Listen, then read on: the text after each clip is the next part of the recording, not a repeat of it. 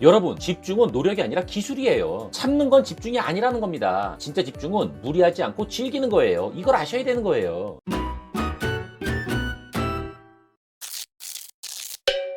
안녕하세요, 다정환입니다. 오늘 이야기할 책은 그래서 어떻게 하면 집중할 수 있습니까? 이겁니다. 2020년 6월에 출간됐고요. 지은이는 니시아코 이세이라는 분인데 이 양반이 일본에서 공부의 신으로 불리우는 분이에요. 제목에서 말씀드렸죠? 집중하고 싶으신 분들 지금부터 집중하세요. 지은이가 재수를 하면서 시험에 떨어지고 한 말이 있어요. 도리오쿠가 우라기루, 고토와 시라나가타. 이게 무슨 말이냐면 노력이 배신할 줄은 몰랐다. 그리고 나서 공부에 집중하는 방법을 연구했고 그 다음에 합격했대요. 정말 열심히 노력을 했는데 그 결과가 마음에 들지 않으면 우리도 이런 말을 하긴 하죠. 어떻게 노력했는지가 정말 중요하다는 거예요. 공부는 집중력이 가장 중요한데 여러분, 집중은 노력이 아니라 기술이에요. 참는 건 집중이 아니라는 겁니다. 진짜 집중은 무리하지 않고 즐기는 거예요. 이걸 아셔야 되는 거예요. 즉, 인내하는 집중이 아니라 즐기는 집중을 해야 한다는 거죠. 시험의 성패는 학습 시간이 아니라 학습 효율이 결정짓는다는 건 우리 모두가 다 알고 있는 당연한 얘기 아닌가요? 어때요? 여기까지만 해도 뜨끔하시죠? 아, 내가 지금까지 집중을 잘못하고 있었구나 라는 생각이 드시죠? 재미있는 것은 노력하지 않는 집중이에요. 이게 뭔 소리냐고요? 자신도 모르게 스르르 빠져들 때가 온전하게 집중한 상태라는 거죠. 집중은 노력이 아닌 기술이라고 강조하는 거예요. 이거 보세요. 노력만으로는 안 됩니다. 기술을 익혀야지. 자, 예를 들어 볼게요. 수업을 받다. 이걸 영어로 하면 테이크 클래스인데 이 테이크가 저절로 받아들여지는 게 아니라 가지러 가야 한다는 거예요. 어때요? 좀 이해가 되시나요? 지은이가 집중에 대한 3가지 단계를 제시하고 있습니다. 첫째로 목표를 명확하게 하고, 둘째로 동기를 지속하면서 마지막으로 점검을 하는 거예요. 집중력에 관한 오해를 바로잡아야 한다면서 6가지를 강조하고 있는데 이건 직접 보셔야 됩니다. 그 중에서 하나만 말씀드리면 집중력은 누구나 지니고 태어난대요. 자, 그러니까 걱정하지 마시고요. 불안해하지 마시고요. 한번 집중에 시도해보세요. 집중을 위한 첫 번째 단계로 목표에 명확합니다. 집중은 다른 의식을 차단하고 하나의 대상의 모든 의식을 모으는 거예요. 그래서 어떤 것에 집중을 할지를 선택해야 됩니다. 그러면서 불필요한 일에 시간과 에너지를 낭비하지 말라고 하고 있어요. 그리고 목표는 명확할수록 좋고요. 한 개의 숫자로 설정하라고 합니다. 어느 조직이든지 간에 뜬구름 잡는 말하지 말고 손에 잡히는 이야기를 하라고 하는데 맞는 말이에요. 그냥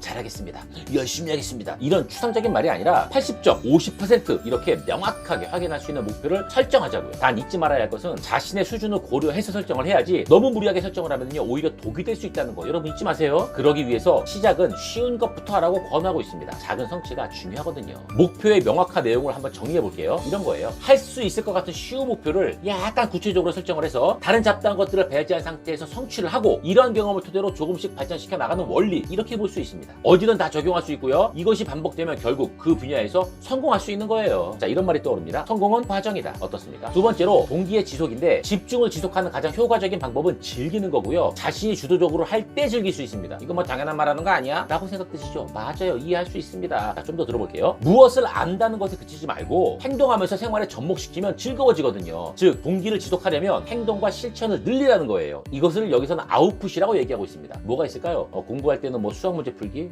외울 때는 쓰고 읽으면서 외우기, 뭐 배운 것을 생활에 접목하기, 이런 것이 있을 수 있고, 책을 읽고 독서록을 쓰는 것, 머릿속에 있는 것들을 유튜브나 쇼츠로 제작해보는 것, 이런 것도 예를 들 수 있는 거예요. 한번 찾아보세요. 주변에 아웃풋 생각보다 종류가 많이 있습니다. 책에서도 지은이가 아웃풋을 늘리는 방법을 3가지를 소개하고 있는데 저는 여러분들이 이것을 꼭 확인하셨으면 하는 바람에 여기에 포함하진 않을게요. 책을 직접 찾아서 읽기 위해 몸을 움직이는 것, 이것도 일종의 아웃풋이 아닐까 생각해 봅니다. 여러분들, 이것도 아웃풋입니다. 그래서 마지막으로 점검이라는 행위가 더욱 필요한 것으로 보이는데, 점검이란 내가 제대로 집중하고 있는지 아닌지를 파악하는 기술이에요. 집중력은 사람의 행동만큼이나 심리적 측면에서 영향을 많이 받기 때문에 개인의 성향에 따라서 집중의 질이 다를 수 있다는 것, 이것도 명심해야 됩니다. 남들이 잘 된다고 하는 것 절대 따라하지 마시고요. 자신만의 방법을 찾아야 돼요. 이렇게 찾으라고 조언하고 있습니다. 또 지은이는 우뇌형과 좌뇌형, 그리고 신중한 사람과 행동하는 사람, 그리고 노력하는 사람과 효율적으로 하는 사람, 이러한 3가지의 종류 범위에서 심리적 측면의 성향을 고려해서 설명을 하고 있습니다. 즉, 이걸 합치면은요 8가지의 집중 타입을 설정할 수 있는데요, 자신이 어떤 타입인지 제대로 알아야 한다고 강조하고 있어요. 그리고 자신과 오히려 반대되는 성향의 특성도 병행해서 좀 적용을 할 때 그 효과는 극대화된다고 자세하게 설명하고 있습니다. 이 부분도 꼭 읽어보십시오. 저도 읽으면서 점검을 해봤는데 오, 소름, 제 타입이 좀 충격적이었어요. 제가 알고 있던 거하고 조금 달랐거든요. 여러분들도 꼭 점검해보세요. 놀라실 수 있습니다. 제가 이 책을 읽으면서 느꼈던 생각은요, 학생뿐만 아니라 모든 사람이 자신의 일에 집중하기를 원합니다. 기술을 통해서 집중력을 올리고 유지시킬 수 있다는 것에 정말 흥미로웠거든요. 다양한 분야에 접목하면서 소개할 수 있는 그런 내용들도 많이 있었습니다. 아마도 지은이가 하고 싶었던 말은 이런 것 같아요. 자신의 수준을 고려한 또한 손에 잡히는 명확한 목표를 설정을 하고 그 동기를 지속하기 위해서 머릿속에서만 생각하는 것이 아니라 아웃풋을 늘리면서 행동을 하고 그 행위들을 통해서 내가 제대로 집중하고 있는지를 점검한다면 된다가 아닐까 생각을 해봤습니다. 자, 오늘 내용 어떠셨나요? 어떻게 하면 집중을 잘할 수 있는지를 한번 알아봤는데 이 영상을 여러분들께서 집중하면서 들으셨다면 여러분의 집중력이 그만큼 향상된 것을 제가 미리 축하드릴게요. 축하드립니다. 자, 이 책은 여기까지 할게요. 여러분들의 다양한 의견을 댓글로 남겨주시고 좋아요와 구독도 꼭 부탁드리겠습니다. 지금까지 다정한이었습니다. 감사합니다.